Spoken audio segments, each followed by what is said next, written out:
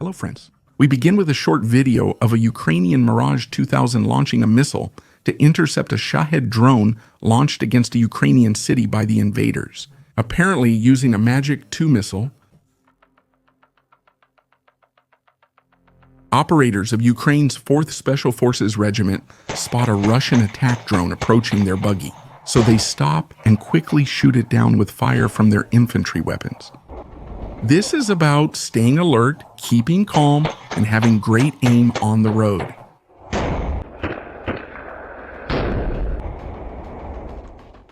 Even amid the hellish battle for Pokrovsk, the defenders keep their humor and strong fighting spirit.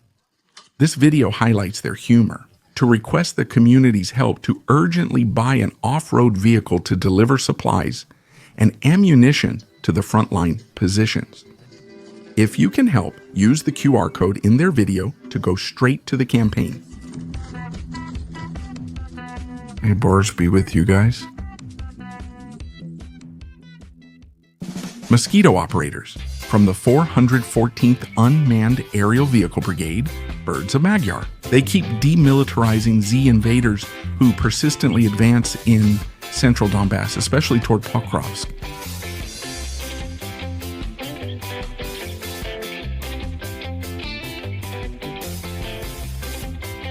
After watching these recordings, one wonders why most of the Russians who appear on camera are hunter mosquitoes usually over 50 years old. The answer is actually simple. They enlisted for war to earn money far above a regular worker's annual salary in Mordo. That's why they think it's better to be demilitarized in a foreign country, as long as their family is eventually compensated for their commitment to Ruskamir. In addition to, of course, the bonus they receive when they sign the contract. That's why sanctions against the oil industry are crucial for Ukraine's defense.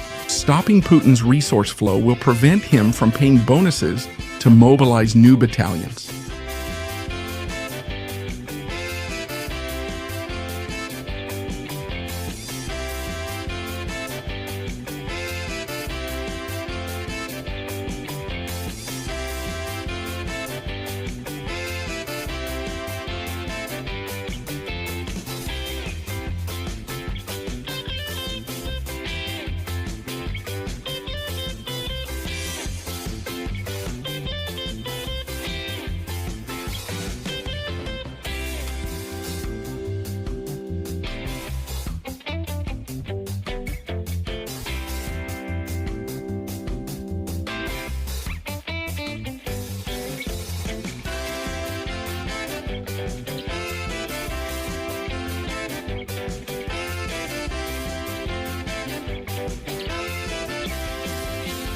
This is what I call an active, highly effective negotiation, or as Robert Brovdy would say.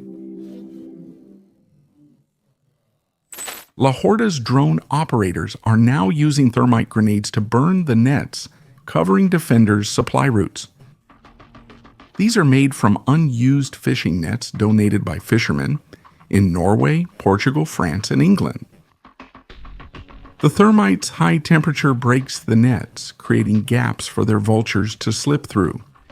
This creates a constant struggle to protect the covers in the front's most dangerous areas. On November 28, 2025, 2 oil tankers from the fleet in shadow of Mordor exploded and caught fire almost simultaneously in the southern Black Sea, about 50 kilometers from the Turkish coast near the Bosphorus Strait. The incidents involved the Gambian-flagged oil tankers motor tanker Kairos and motor tanker Virat, both sailing empty to Port Zid in Novorossiysk. Turkish authorities quickly launched rescue operations, evacuating the entire crew without any injuries or fatalities. This incident occurred late in the afternoon, local time, and in both cases, Turkish authorities attributed it to external impacts that would be consistent with Ukrainian Sea Baby naval drones. Call me crazy, but after watching the footage recorded by the drones themselves, I tend to agree with the Turks. Putler's Shadow Fleet is made up of more than 600 ships. many of which are decades old, and they are registered in countries like Gambia or Benin to hide their real owners, to evade sanctions. These ships transport most of Mordor's maritime crude oil exports, estimated at about 3 million barrels per day in 2025, according to the International Energy Agency, generating billions of dollars in revenue to finance Moscow's war efforts. The Kairos and the Virat were flagship vessels of this fleet, as both were Suezmax-class tankers, capable of carrying more than 100,000 tons of oil. And both are on the international sanctions list for their role in transporting Russian oil. Ukraine has just turned the Black Sea into a horror movie for Putin's pirate fleet.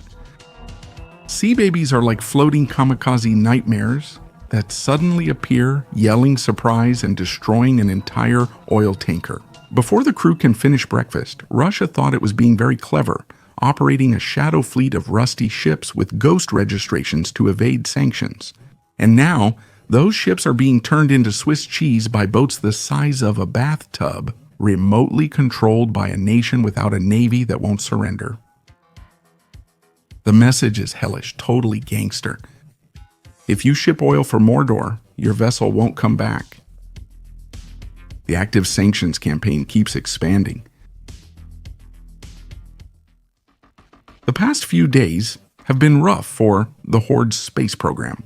First, on November 27th, the launch of the Soyuz MS-28 spacecraft from Site 31-6 at the Baikonur Cosmodrome caused serious damage to the infrastructure, which is the only one certified for launching manned Soyuz missions and Progress resupply flights to the International Space Station.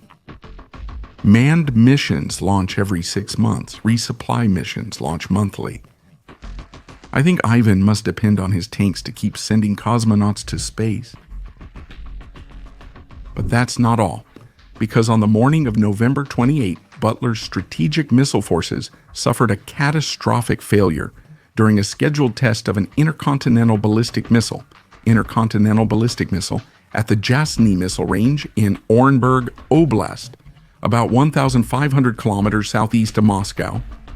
Eyewitness footage showed the missile beginning its ascent, reaching an estimated altitude of 300 meters.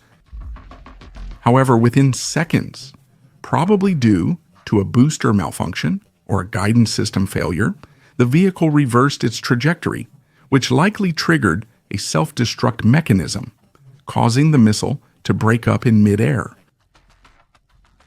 Naturia?